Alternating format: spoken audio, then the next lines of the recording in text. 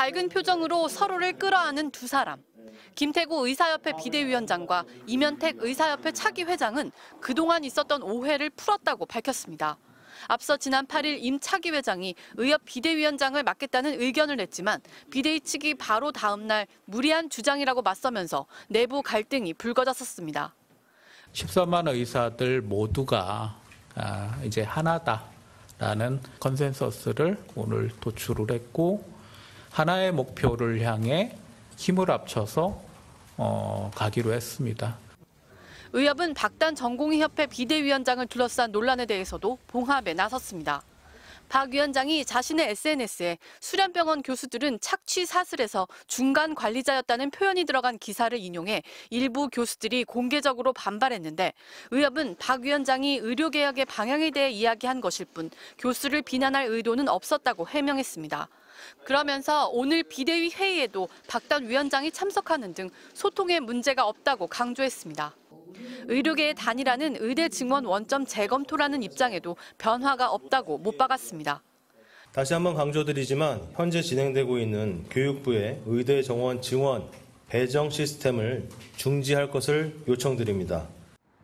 의협 핵심 관계자는 내부에서 여당 참패로 끝난 총선 결과 때문에 개혁의 동력을 잃어버린 정부가 유화적인 자세를 보일 거라는 기대감도 있지만 한편으로는 강경론을 들고 나올 가능성도 있어 정부의 입장을 예단하지 않고 지켜보려 한다고 밝혔습니다.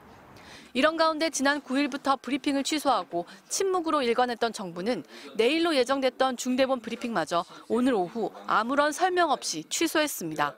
MBC 뉴스 박소희입니다. 지난 2월 전공의들이 이탈한 이후 정부는 거의 매일 브리핑을 열고 복귀를 호소했습니다. 전공의 여러분께 말씀드립니다. 속히 현장으로 복귀하시기를 다시 한번 촉구합니다. 그런데 총선 당일 개표가 한창이던 밤 9시, 정부는 다음 날 예정됐던 브리핑을 긴급 취소했습니다. 오늘 예정됐던 중대본은 중수본으로 규모를 축소하더니 브리핑도 생략했습니다. 국무총리와 대통령실 참모들이 총선 이후 일제히 사의를 표하면서 의대 증원 정책도 표류하는 모습인데 복지부 관계자는 지금으로서는 할 수 있는 말이 없다면서 대통령실의 의중을 살피고 있다고 분위기를 전했습니다. 다만 의료개혁은 국민적인 지지도가 높기 때문에 기존 방침대로 갈 가능성이 크다고 덧붙였습니다. 하지만 의사협회는 선거를 통해 확인된 진짜 여론을 받들어야 한다고 목소리를 높였습니다. 국민이 의대 증원 정책은 총선용 인기 영합 정책이라는 사실을 깨닫고 여당 참패라는 심판을 내렸다는 겁니다. 무리하게 내린 각종 명령과 고발, 행정처분 등을 철회하시고 의대 정원 증원 절차를 중단해 주시기를 바랍니다. 의료계 내부에서는 정부의 태도를 지켜보자는 신중론도 있습니다.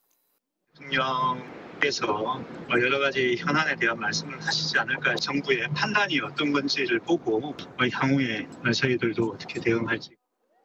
한편 사직 전공의 1,325명은 정부의 의대 정원 확대 정책 강행으로 피해를 봤다며 박민수 복지부 제2차관을 오는 15일 직권남용 등의 혐의로 고발하겠다고 예고했습니다. MBC 뉴스 박소희입니다.